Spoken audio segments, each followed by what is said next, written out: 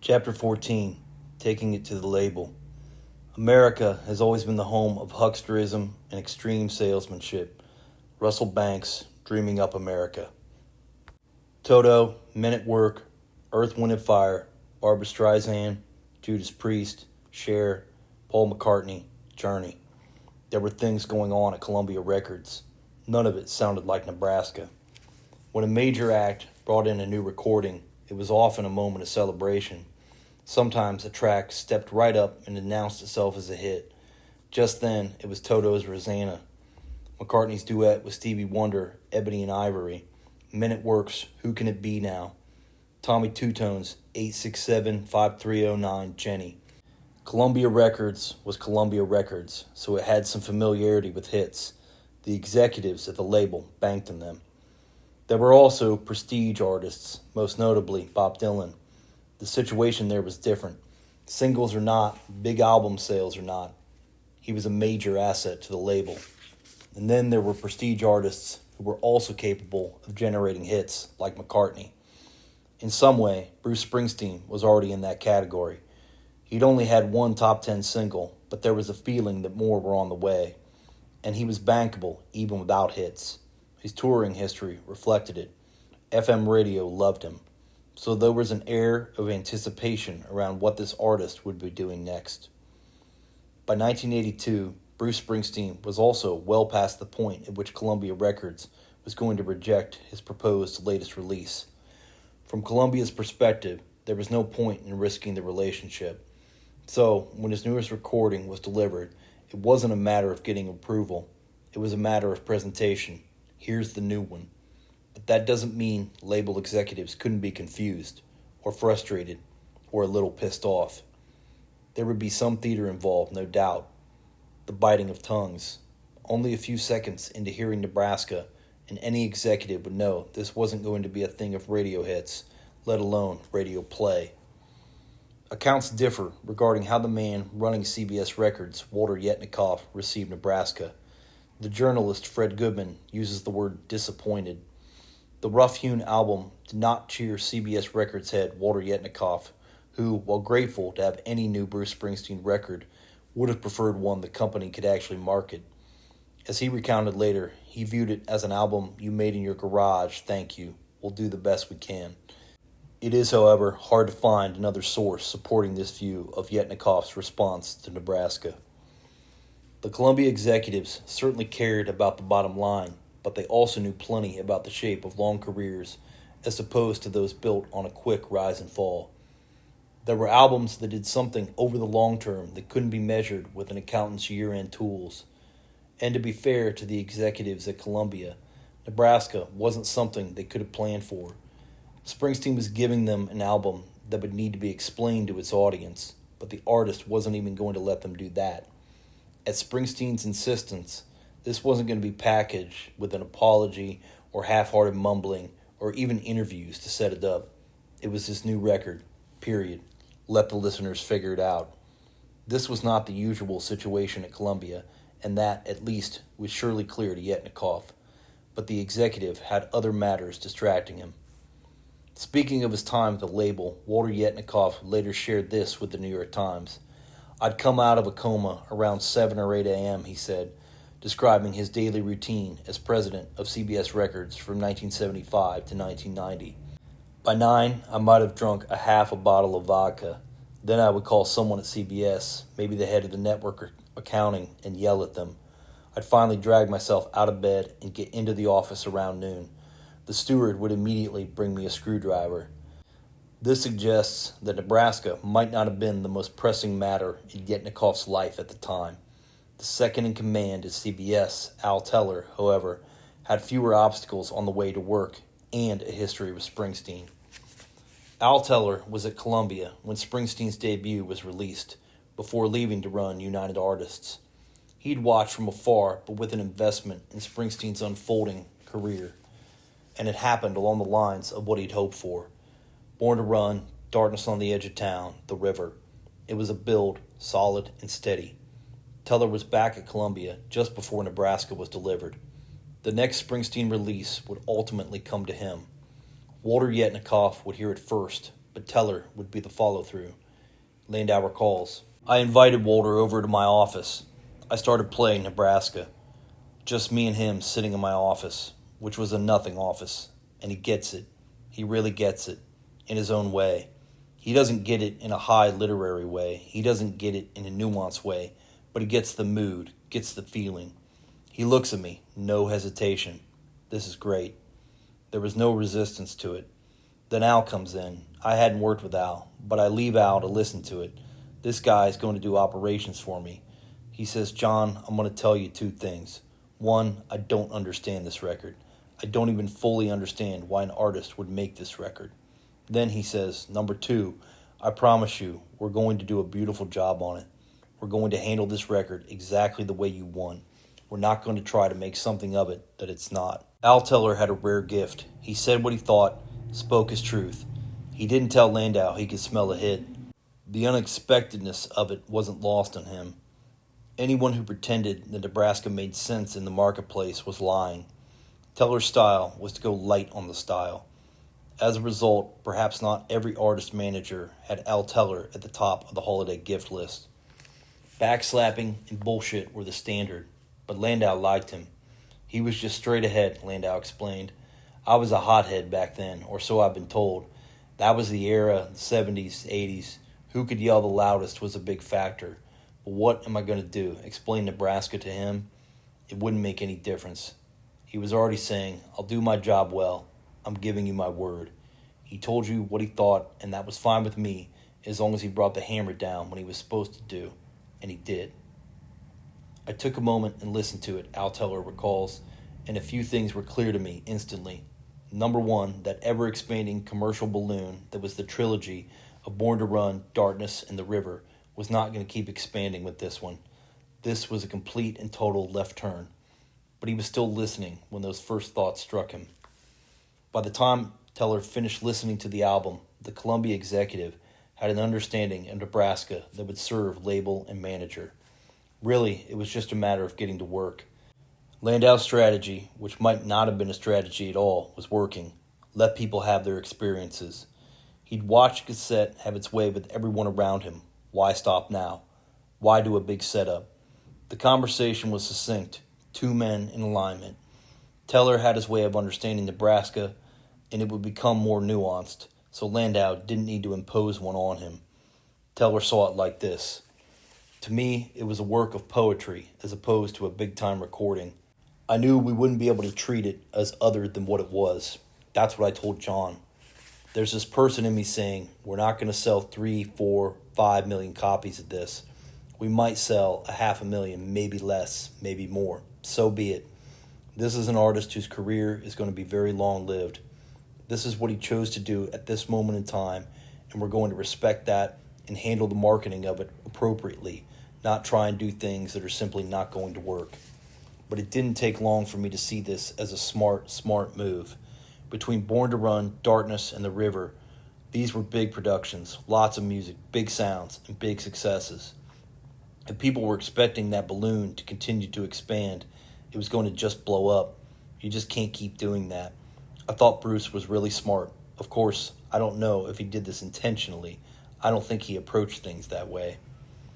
Al Teller's way of thinking about Nebraska's place in the sequence of Springsteen's releases is enough to make one consider whether it was an orchestrated career strategy. To go from Hungry Heart to Dancing in the Dark might have done more damage than good. Nebraska got the critics on board, made a bold statement about art before Born in the USA stormed the marketplace. There's something satisfying in the composition of such a picture, something about an artist showing the scope of his territories in just 2 records, Beggar to King. In that vision, Nebraska is the stripping back of all ornament. Throw out the rich hues, the gold leaf, and the aquamarine, just pen and ink, etchings maybe. But it couldn't be. Too much is known to support such a story of strategy. They tried to make a different Nebraska. They just couldn't. But Teller dealt with what he had and kept its follow-up in the back of his mind. I fully expected, he recalls, even when we were doing the Nebraska album, that the next one was not going to be Nebraska 2. John's concern, Teller says, was that we, as a record company, might try to do things with it that they would not have felt comfortable with. Landau hoped his Columbia team wouldn't mislead the consumer. Ring the bells too loud, and they'll expect a pageant. To Columbia's credit, they didn't. The record would often have a sticker declaring that it was the solo album. Most of the print ads looked like the album cover. Only an ad in Melody Maker suggests what too much might look like. Basic, brilliant, solo Springsteen, it said. And then, below an image from the album's back cover, it goes further. Nobody but Springsteen can tell stories like these. On Nebraska, ain't nobody but Springsteen telling them. Once you start the build, there's really nowhere to take it. But for the most part, CBS kept it in check, and Teller was rewarded. Chapter 15, Nowhere in Sight.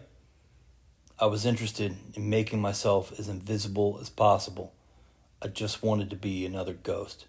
Bruce Springsteen, speaking with the author in 2021. 1982 is as good a year as any to mark the threshold of a future we're still negotiating. It's been called the information age, the digital age, the new media age. It was the beginning of the digital turn that would, in fits and starts, transform music culture, whether for artists, listeners, lawyers, or those executives who for decades were, in McGuinn and Hillman's words, waiting there to sell plasticware. With the CD entering the marketplace, digital synthesizers and drum machines becoming more common, digital recording and sampling developing, the year of Nebraska's release marked the start of the gateway era. Email, digitization, the internet, it was all in the works well before 1982. But now the digital future was getting closer to everyday life, leaving the labs for the neighborhoods. Times Man of the Year in 1982, the personal computer, the magazine's first non-human in that role. It was also a moment in which the visual culture of popular music would transform almost overnight. The coinage that MTV foisted upon its early audience, you'll never look at music the same way again, would be hard to challenge. Jeff Ayeroff, working in the Warner Brothers art department soon after MTV's start, says, with MTV, the art department could break an act, and this was something new. Those who resisted or dismissed the growing importance of video as a marketing tool did so only to their own detriment in the marketplace. The vast majority put in their shoulder pads and walked towards the camera. That more conspicuously visual music culture would drive sales in the CD era. But music video was only the most obvious trace of the coming era's scopophilia. In the next decade, with advances in digital recording, the computer screen became the locus of recording. Music would be seen. Recording engineers would assess visually the sounds they were capturing. For many, the next generation of engineers, when they would see a musical mistake, even if they hadn't first heard it, they would feel compelled to fix it. And by that time, they could. That may be the biggest of the changes that lay ahead, when the eyes would go to work on the project of making perfect music. Seeing music probably wasn't a good thing, Bob Clearmountain said to me. It was an advantage if you wanted everything to sound perfect, but a lot of people went too far with it. There's something about humans playing music, and when we could see and fix mistakes, we stopped hearing the humans. Nebraska, just sounding as it did, was one of its most important features. Against the digital backdrop, Nebraska was going to be a lasting symbol, representing an alternative tradition. Its mistakes, its accidental character, its imperfections, all would be a crucial part of the album's life force and legacy. So when Springsteen were to create the visual elements to accompany his new release, there too would he depart from the moment. The flamboyance, unrestrained color, and restless pace of the MTV 1980s were nowhere in evidence. From what Springsteen says, there wasn't a lot of deliberation when it came to the album art for Nebraska. I knew I shouldn't be on the cover, he said. I never gave it a second thought. Columbia's designer, Andrea Klein, hired the photographer David Michael Kennedy after showing Springsteen some of Kennedy's work. They would do a day of shooting, but they ended up using an image the photographer had taken in 1975. But for Springsteen, it was as much about the image as it was the graphics that accompanied it. I liked the photograph she found and what was done with it, just the stark red and black, black and white layout, and the big letters. It was all just very bloody in its own way. I remember a lot of work, a lot of fussing over many of the album covers, but I don't remember Nebraska being one of them. On the inner sleeve, Springsteen makes his only appearance, almost as though he'd mistakenly come upon David Michael Kennedy while passing through a room. Out of focus, in an image of Kennedy's dominated by the presence of a door frame belonging to a house seemingly from the mid to late 19th century, he's in motion. The interior of the home calls to mind the Hopper-esque Victorian home featured in Terrence Malick's Days of Heaven, A Mansion on a Hill. But what Springsteen wanted to convey most directly on the inner sleeve image was some sense of his being there and not being there. I mean, the picture we used inside, it was kind of my ghost. It wasn't quite me. It was the I don't know what you want to call it, that earlier part of yourself that stays with you. For some reason, he pulls that out of you, this photographer, David Kennedy. We spent a day in a house upstate in New York somewhere, and that was it, But he caught that one little ghostly picture, which worked well on the inside. I was all focused on the characters on the record. It was all about them, the ones in the songs. It wasn't about me so much. I was totally concentrated on who the people were, that world they lived in. That world was what I wanted on the cover. The world I was describing, that's what the cover needed to be. Andrea Klein's graphic design would give all of Nebraska's promotional materials a strong visual identity. The video director, Arnold Levine, would then carry the black and white aesthetic over to his treatment of Atlantic City, Springsteen's first music video. Levine had worked on a few Springsteen-related projects, most notably a live shoot in 1978, done during the Darkness on the Edge of Town tour at the Veterans Memorial Coliseum in Phoenix. Earlier than that, however, at the time of Springsteen's debut, Levine also shot what might rank as Springsteen's most awkward video project, featuring Clive Davis. When Bruce came out with that first album, Levine recalls, his lyrics were very strange. At the time, I was doing a lot of work with Clive, and Clive called me about this. He said, "You need to film me giving my opinion of Bruce's record and of his lyrics because I want people to understand this is a very different artist. I want to read some of his lyrics." He wanted to introduce Bruce to the people at radio and in the field who would be meeting Springsteen for the first time. Levine set up for a shoot in Clive Davis's office, filming the label head as he, introduced Springsteen and read some of his lyrics. They used to sign bands what seemed like every week. Most of them would have one record and you never hear from them again. Clive knew Bruce was an artist, says Levine, so we wanted to find a way to introduce him. But to hear Clive read those lyrics, well, something wasn't working. It certainly introduced me to Bruce Springsteen's music, though. By the time of Nebraska, things had changed. At that point, Springsteen typically delivered his own products to the label, canceling out the possibility of poetry readings held by former lawyers with good intentions. The video for Atlantic City, however, was an exception. Particularly in those days, Springsteen says, I was such a control nut that it was very unusual for me to hand something over for someone else to do. But he got what the feel of the record was and he went with it. Did a good job. The only directive Levine got from Springsteen was consistent with what he wanted for the cover. Keep him out of it and make it black and white. It was my first video, Springsteen says. Arnold did it completely on his own, I don't even remember us asking for it, at least initially. I seem to remember thinking it might get played as a video, but only because almost anything was getting on MTV in those days. At the outset, most any artist who had a video could get on. It was the label that first approached Levine, knowing he had a relationship with Springsteen. They came to me with the idea of doing Atlantic City. Bruce probably selected that, and the company supported it. After listening several times to the song, the idea was obviously the contrast between the promise of Atlantic City and gambling and the reality of Atlantic City.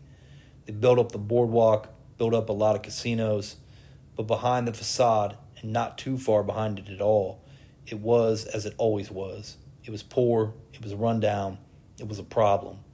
They never came to fix that when they brought in the promise of gambling. So that was basically the idea. to go and show that dichotomy between boardwalks, casinos, and then what you found a block past that. The paradox of a casino world, with all that separates the promise from the actual payoff, it was natural territory for a Springsteen video. Springsteen had long admired Robert Frank's book of photographs, The Americans, which played with the American veneer and the lives that lay behind it in much the way Levine would with Atlantic City. Springsteen had been 24 when he first encountered Frank's book. I think a friend had given me a copy, and the tone of the pictures, Springsteen recalled in Double Take, how he gave us a look at different kinds of people, got to me in some way. I've always wished I could write songs the way he takes pictures. I think I've got half a dozen copies of that book stashed around the house, and I pull one out once in a while to get a fresh look at the photographs. Levine and a skeleton crew went to Atlantic City for a day. They had no shooting script. The look they went for recalls handheld cinema verite camera work. But without the star there to step into the frame, it also seems like B-roll, all environment. No script, Levine told me. I knew what the overall idea was, so that was the important thing. I was going in only with an idea in my head and looking for the pictures to resolve that. It was Bruce, so I knew he wanted something that was more storytelling and artful. What was in the back of my mind was documentary style, Levine remembers. Color was not going to do what I wanted to do. Black and white was grittier, more storytelling. I just felt it was a simpler approach. I thought of Walker Evans, Farm Security Administration photography. We went from early in the morning until late at night, took the last shot, the one of the buses in that parking lot, and left. We didn't know what we'd get when the day started, but we did by day's end. It was a lack of planning that brought the video into sync with the whole of the Nebraska project. And when MTV put the video into rotation, Springsteen was right where he wanted to be, nowhere in sight. A few years after its release, Springsteen would admit that Nebraska is about isolation. In 1982, a new isolation was coming that made Nebraska oddly prophetic. Yes, Nebraska stood apart from the gloss, color, and clean lines of 1982's releases, whether Jane Fonda's workout record or albums from A Flock of Seagulls, Stray Cats, or Lionel Richie. But, viewed in hindsight, the weather captured on Nebraska's cover was closer to the truth of the forecast. The Sony Walkman had already arrived in 1979, same year as the TIAC 144, and it was another way to bring your music with you.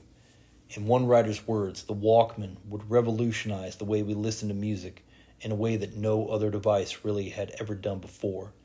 It played a major role in making the cassette the leading format until the CD would take over the marketplace.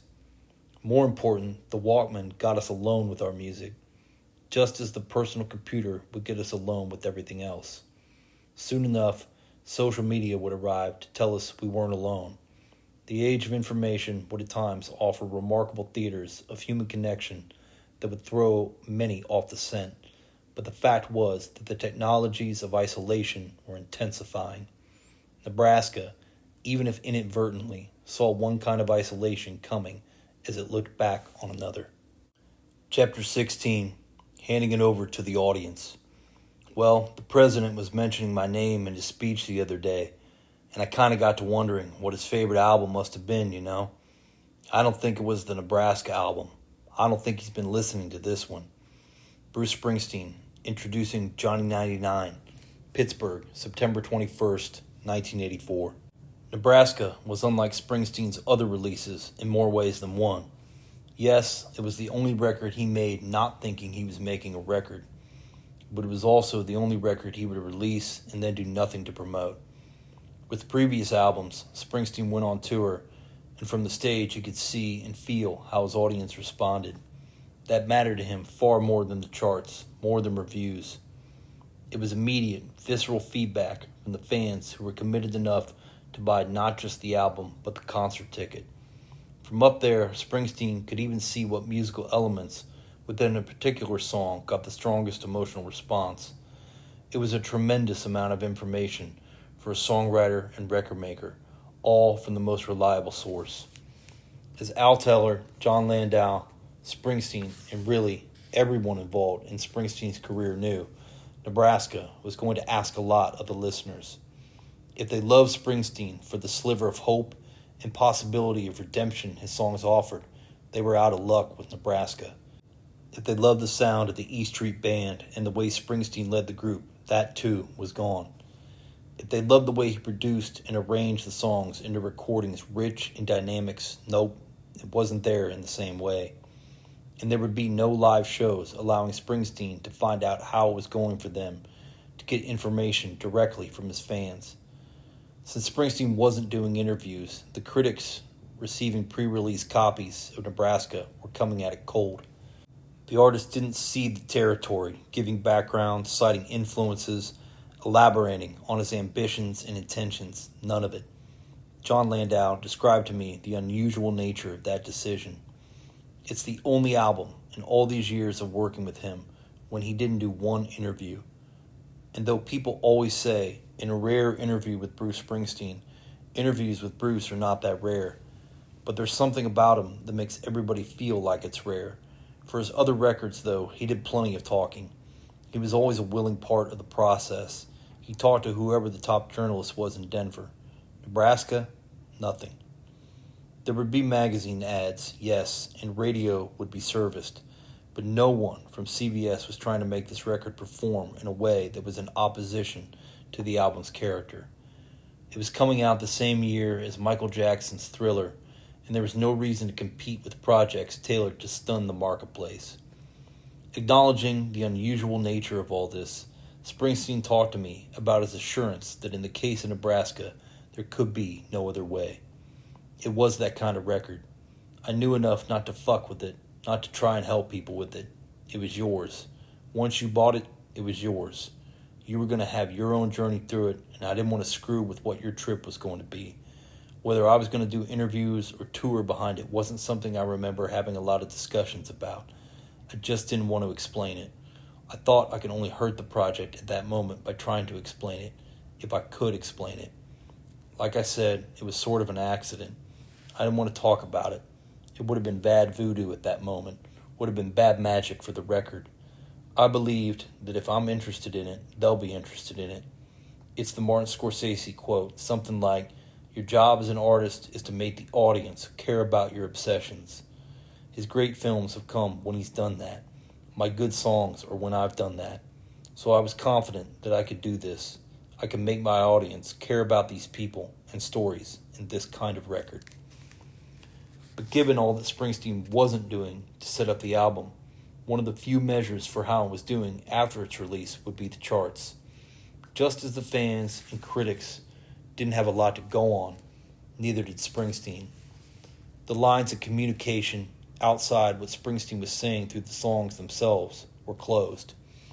If the charts weren't Springsteen's go-to assessment tool under normal conditions, it had to be acknowledged that these weren't normal conditions.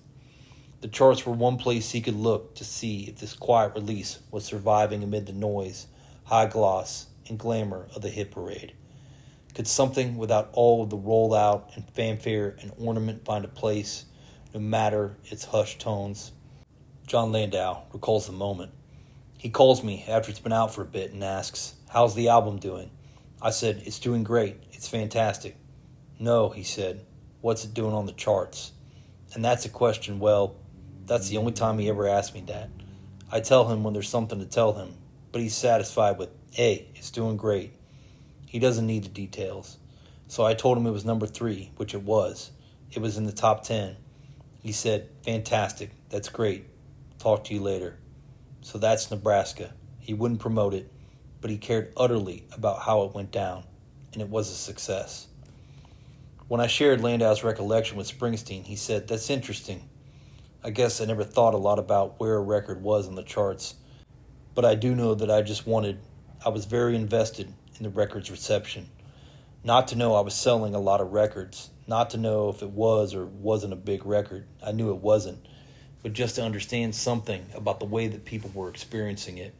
I was very interested in that." He was watching from afar, something he'd never done with the record, peering through the branches, unseen. When Nebraska was released on September 30th, 1982, John Cougar's Jack and Diane was at number 1 on the pop charts. American Fool was a big commercial success that year, and Cougar, soon to be John Cougar Mellencamp, then John Mellencamp, would remain a presence on the charts with his next few releases. He was regularly compared to Springsteen, though that didn't tend to cut both ways. Jack and Diane, as a tale of a young American couple, was the sugar-coated cousin to Springsteen's Nebraska. One was a fun night at the high school dance with a trace of melancholy, the other a trip to the morgue.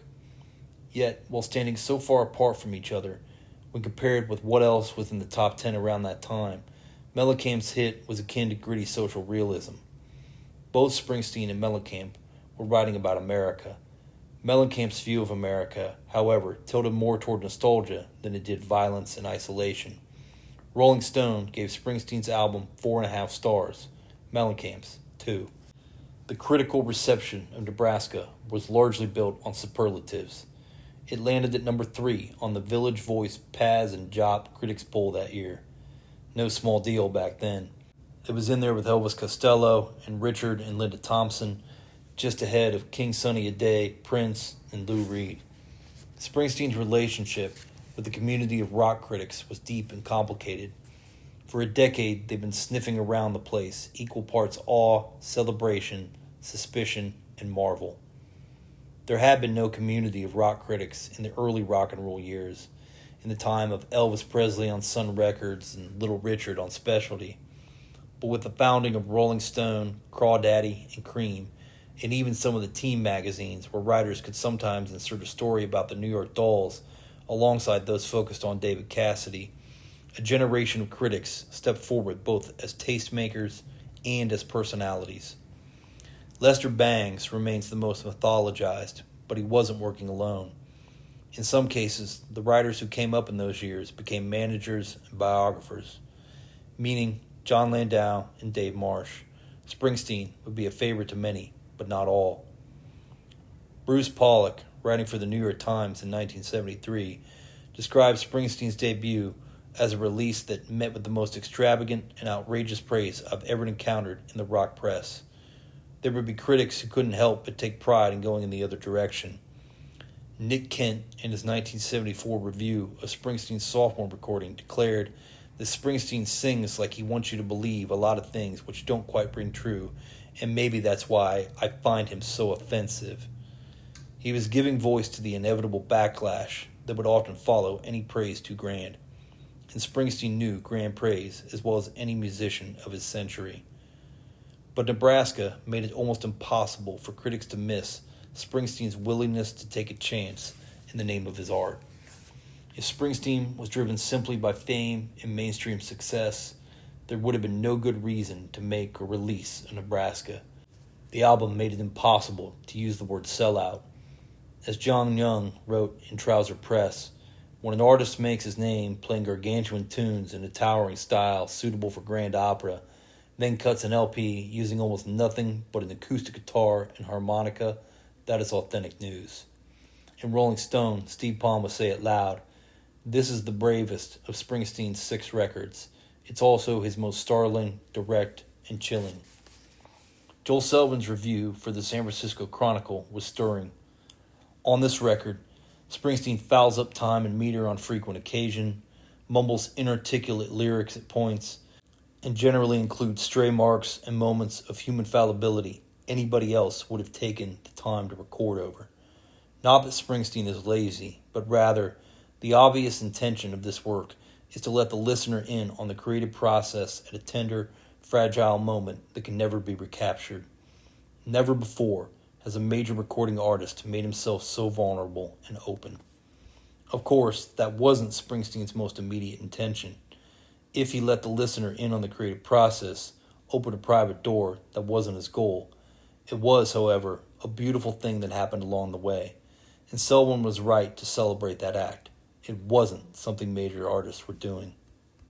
Chapter 17, The Word on the Streets. I remember I had a friend, a neighbor, and he worked at a record store. He said, "Oh, you like Nebraska?" And he put a Jimmy Rogers record in my hand. I think I still have it. If you're the guy in your neighborhood who's into Nebraska, things are going to come to you. Chuck Prophet, in conversation with the author. On Saturday, September 25th, 1982, The Blasters played the Peppermint Lounge in New York City. The Peppermint Lounge had a history that extended back to 1958. Mafia ties linked the place to Umberto's Clam House, while the twist craze of the early 1960s gave the venue and its house band, Joey D and the Starlighters, an audience that included Sinatra, Marilyn Monroe, Liberace, and Truman Capote. After changing its name and reopening as a gay nightclub in 1980, the Peppermint Lounge reopened again under its original name, if in a new location with new people running the place. The room was packed the night the Blasters played. The club was having a hot streak. Just the week before, Bruce Springsteen had joined Dave Edmunds on stage in what would be one of Springsteen's limited public appearances over the next few years. It was a different city then. You could buy heroin on streets that today might be lined with $6 million townhomes. The night of their gig, the Blasters received a New York City welcome. I remember very distinctly when I first heard about Nebraska, the Blasters songwriter and guitar player Dave Albin told me. I was staying with Scott Kempner in New York City. The Blasters' first album on Slash Records was out. We'd gotten ripped off after playing the Peppermint Lounge. All our gear was stolen. So we had a few days to kill while we tried to round up replacement gear. To save money, I stayed at Scott's. By that time, Scott Kempner's band, The Dictators, had split up, and he was putting together a new band. He didn't like the feeling you got when you weren't in one. Nebraska would be coming out 5 days after the Blasters' gear was ripped off, but Kempner had a promo copy and was already at work telling the world. And he was starting in his living room where Dave Albin was sleeping. It fucking blew my mind completely.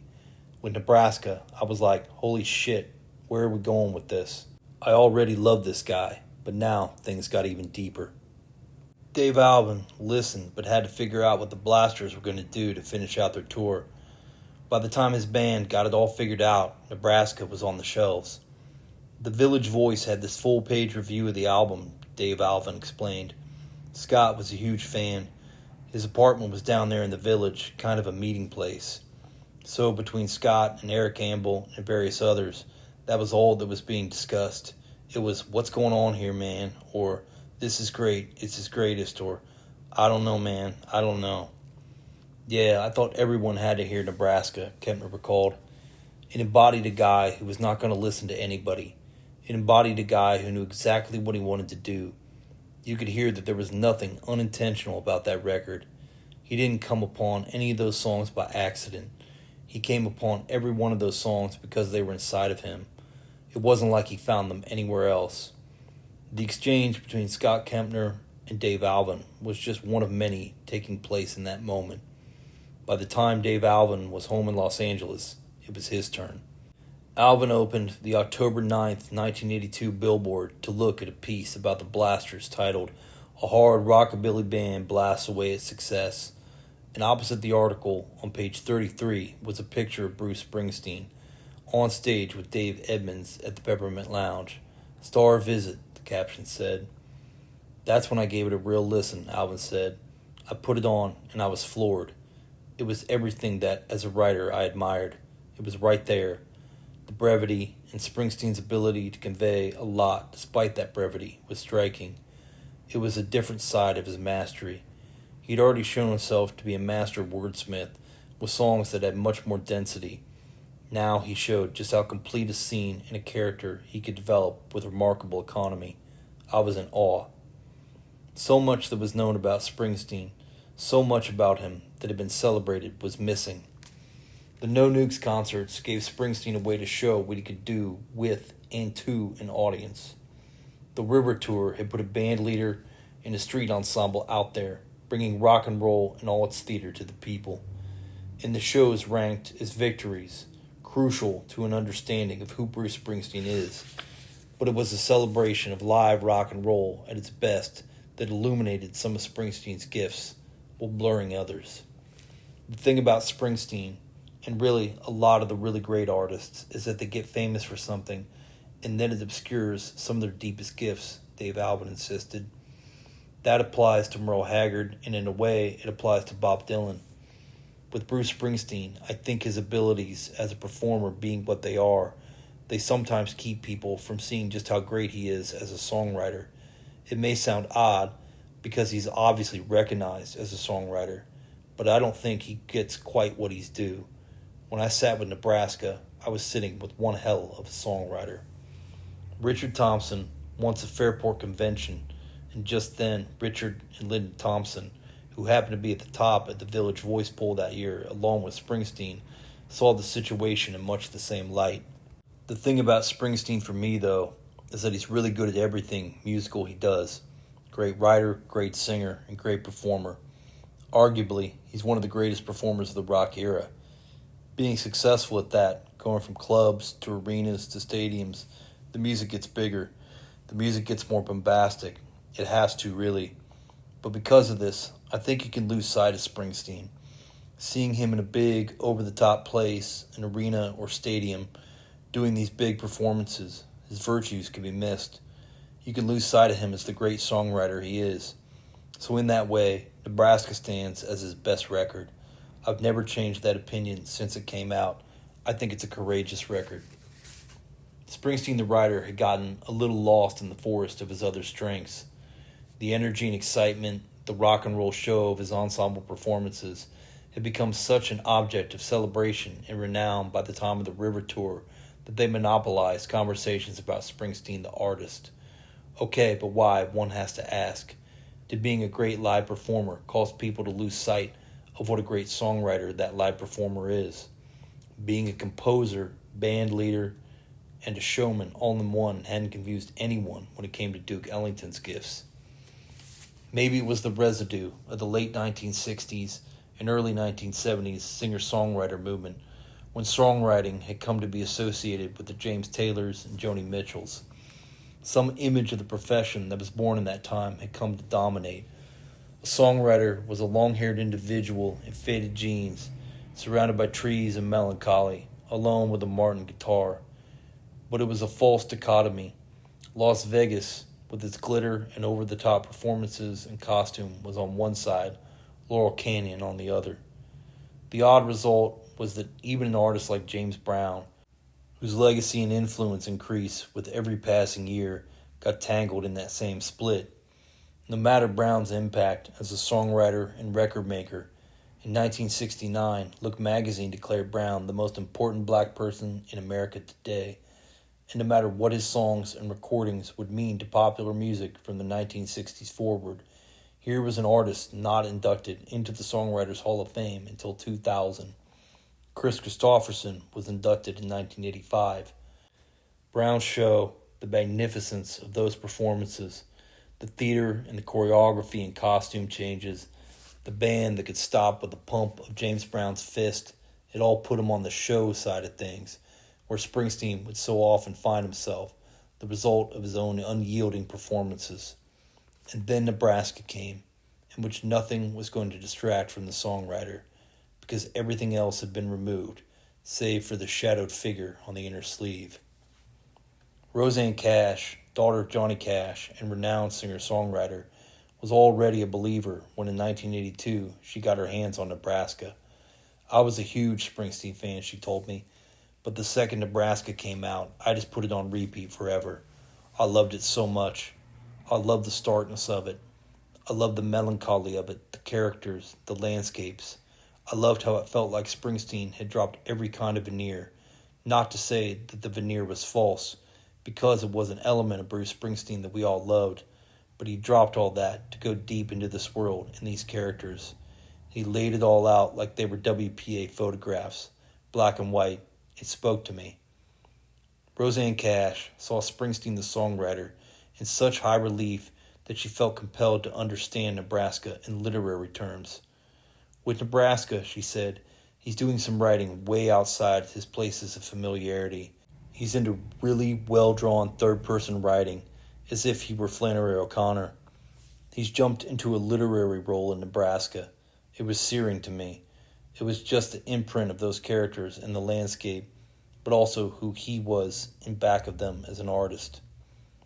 Hearing the songs and sounds of Nebraska, Rosanne Cash couldn't help but wonder, in her words, who he was in back of them as an artist.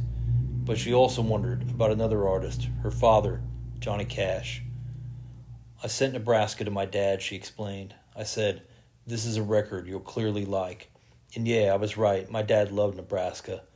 It's so beautifully conceived, thoughtful. Bruce went deep. The subtlety of the relationships between people, the drama. A song like Highway Patrolman. My dad ended up recording a couple songs from Nebraska. Highway Patrolman and Johnny 99. Johnny Cash had taken a few left turns in his own recording career, not always finding that his audience followed him. At Folsom Prison proved a breakthrough. Bitter Tears lost a few people along the way. Both mattered. As American voices, Johnny Cash and Bruce Springsteen shared some things. To not pay too much attention to what's worked before, Rosanne Cash insisted, but to keep pushing and digging and exploring and following instincts about what's next. That's the sole motivation of an artist. I can't even imagine that Bruce would have gone, "Oh, I've got to follow up Hungry Heart.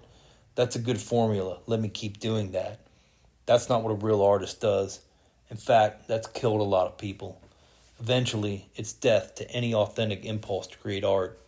And I don't think Springsteen would have ever fallen prey to that. So, no, in that sense, Nebraska didn't surprise me. Rosanne Cash was pointing toward that bigger game of sequencing, how one full album leads into the next. Only artists with long careers, and particularly those working in the album era, got to play at that level. Johnny Cash did it. Springsteen was deep in it by Nebraska. If he'd gone from The River with Hungry Heart to Born in the USA and Dancing in the Dark, Rosanne Cash considered, it could have been a diminishment. As much as I loved Dancing in the Dark, it would have been a narrowing. And people might have gone, "Okay, I get who Bruce is," and moved on. Probably not. But Nebraska was that flag in the ground for who he really is, right before his biggest commercial success. I don't see strategy involved. It seems like the organic life of an artist to me. But that doesn't mean it didn't work like a strategy. Like I said, I was a huge fan of Born to Run. I was living in London in 1976, hearing that album for the first time. It was huge. I would have stuck with him anyway. But Nebraska, it cemented his reputation, cemented who he was as an artist. I was in for life after Nebraska. When Steve Earle got some attention for his 1986 album, Guitar Town, it wasn't his first attempt to make music a sustainable career. It wasn't even his first major label record deal. He'd gone back and forth between his home state of Texas and Tennessee more than once. Call it the fuck it highway, a road traveled by a few of his heroes. For Guitar Town, though, Earle signed with MCA, the legendary Tony Brown acting as his A&R man. Brown came out of gospel, but joined Elvis Presley's band and then Emmylou Harris's, all before making his mark as a record man and producer. The MCA label head at the time was the even more legendary Jimmy Bowen, producer of Frank Sinatra, George Strait, and many more. Bowen had a long career to his name, and some would say answered only to God. Steve Earle's problem was that Jimmy Bowen had a Steve Earle problem. Guitar Town was out, and it was doing okay, Earle recalled, but the label didn't want it to happen. Jimmy Bowen certainly didn't. He didn't like the record. He didn't like me. But it was out there and got really good reviews, though mostly from the rock side of things. On the country side, the first single had died in the 30s. He joined Waylon Jennings, Willie Nelson, Chris Christopherson, Townes Van Zandt, and artists who at different times in Nashville's history would struggle to find their places in Music City. Just then, in 1986, falling between categories wasn't a plus. But in a quiet moment out in Los Angeles, there on the Sunset Strip, unbeknownst to Earle, things were about to turn around. Guitar Town was doing okay as the second single, Earle said. Then, around that same time, Bruce Springsteen walked into Tower Records in LA and bought a couple of things. He got Willie DeVille's first solo record, and he bought Guitar Town. A kid who worked there at Tower reported it, and it ended up in a column in Billboard. I sold 50,000 records the next week and got booked all over the place. So that was it. I had a career largely because Bruce bought my record and it got into print. But it all mattered to Steve Earle for reasons beyond that. Had Sylvester Stallone picked up Guitar Town that day and talked about it on Johnny Carson, it wouldn't have meant the same thing. I'm a singer-songwriter, and I knew how good he was, Earl told me.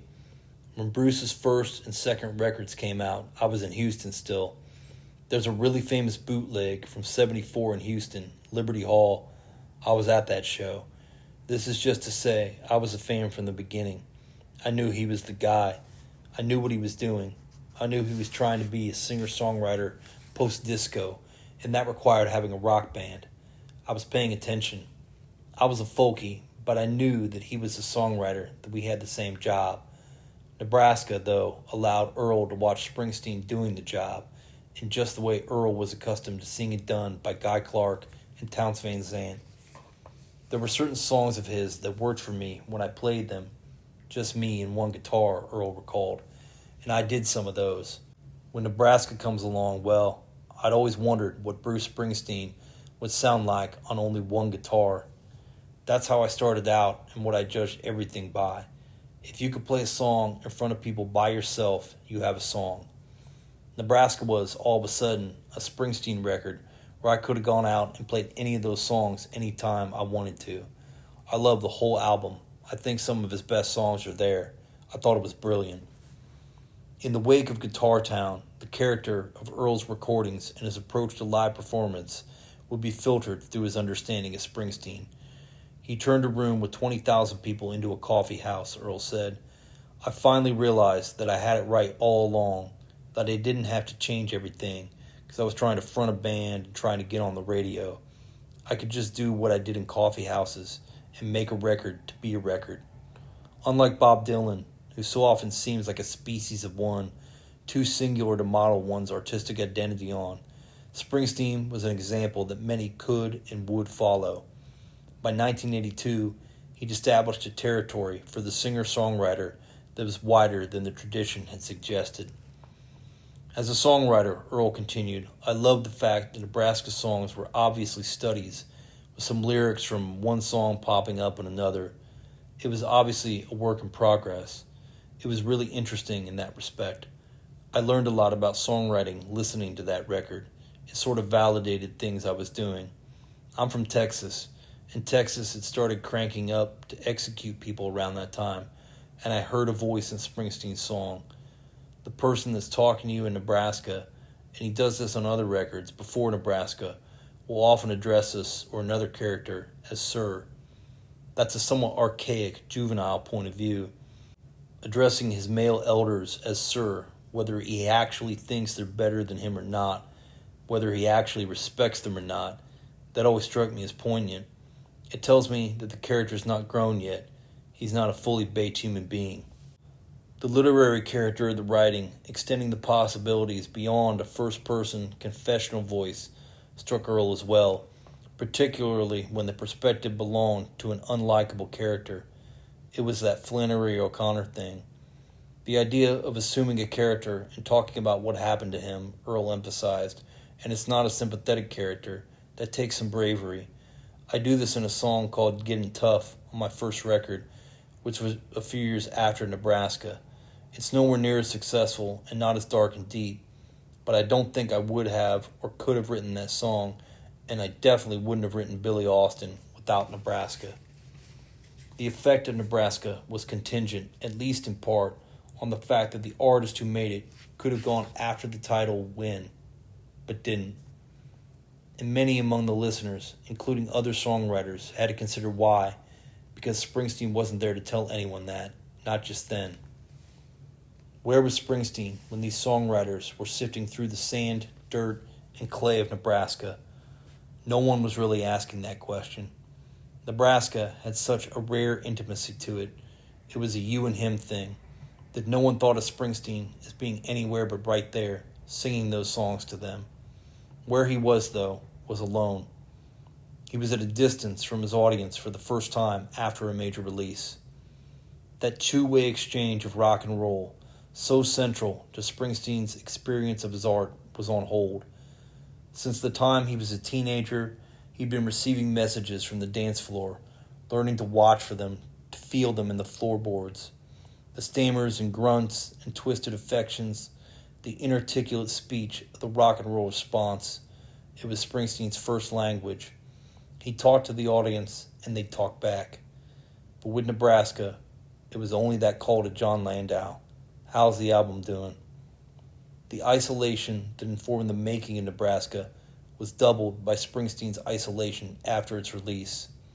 Not a lot of thought was given to how strange and even troubling the decision not to tour might be for an artist who had gotten so much from getting on stage, from looking out there for proof of life among the bodies that looked back.